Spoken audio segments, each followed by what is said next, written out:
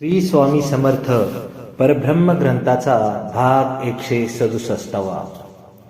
चोळाप्पा स्वामींचा परमभक्त होता आणि स्वामींची चोळाप्पावर विशेष कृपा होती. परंतु महाराजांनी कधीही भक्तामध्ये पक्षपात केला नव्हता. दर्शनात आलेला नवीन भक्त आणि अनेक वर्षाने त्याचा सेवेकरी भक्त या दोघांबरोबरही स्वामींचे वर्तन समप्रमाणात असायचे.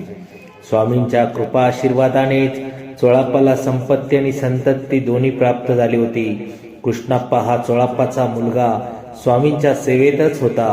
कृष्णाप्पावर सुद्धा स्वामींचा विशेष कृपा होती. म्हणूनच मठासंबंधी वर्षा सण घेण्यासाठी कृष्णाप्पा जेव्हा रावबहादूर बर्वे कारभारी यांच्याकडे गेला असताना पावतीवर सही करताना बर्वेंनी त्याची थट्टा करतात स्वामींनी बर्वेंनाच खडसावले होते. काय रे हरामखोरा, स्वामी संतप्त होत म्हणालाय, कृष्णाप्पाला नावं ठेवतोस? तू स्वतः काय केलेस त्याचे पाडे वाचून दाखवू का? रावबहादूर बर्वे घाबरून कापू लागले होते. कृष्णाप्पाचा उपवास करू नकोस, त्याचं भाग्यच वेगळं आहे. साक्षात परब्रह्म कृष्णाप्पाची कड घेत होते. यापेक्षा वेगळं कृष्णाप्पाचं भाग्य काय असू शकणार आहे? चोळाप्पा 3 अपत्य होते. कृष्णाप्पा आप्पा ही 2 मुलं आणि राजूबाई नावाची 1 मुलगी.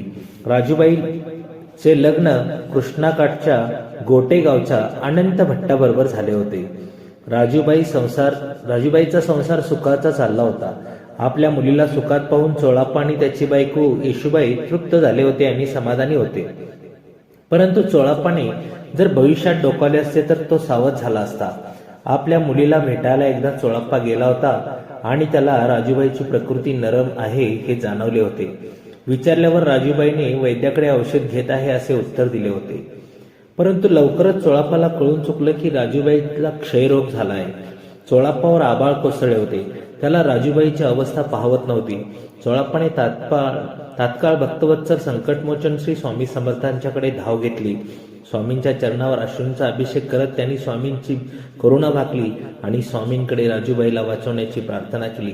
स्वामी, माझी मुलगी भयंकर आजारी आहे हो. स्वामींनी त्याचवेळी चोळाप्पाचे ऋण फेडले नव्हते. स्वामी सुद्धा अस्वस्थ वाटत होते. ते स्वतः चोळाप्पापासून दूर जाऊ पाहत होते. चोळाप्पाला कुठल्याही प्रश्नाचे उत्तर देत नव्हते. परंतु चोळाप्पा त्यांची पाठ सोडायला तयार नव्हता. स्वामी, राजूबाईला क्षयरोग झाला आहे तरीही स्वामींनी चोळाप्पाकडे दुर्लक्ष केले होते.